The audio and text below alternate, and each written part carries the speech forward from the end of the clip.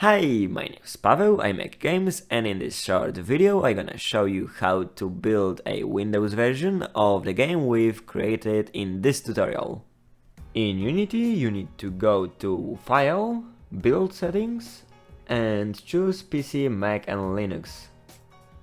Now go to Architecture and change it to 64 bits because it's the most popular version nowadays.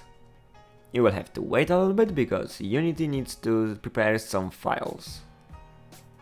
After a few seconds or minutes, don't click Build button, but go to Project Settings.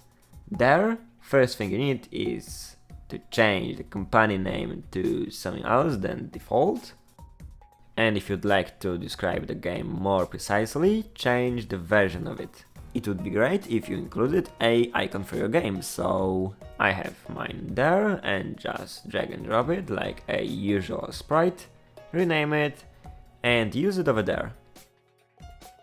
In this project we also need to change one more important option, and this is a full screen mode. We need to go to Window and set the size of our window. We use 960 and 540 because that's the resolution we were working on in Unity. Our sprites and the pixel perfect camera are prepared for this, so let's just leave it as it is. But if you would like to see a video about letting this game play at the full screen mode without any errors, I can do it for you. Now finally we can hit build.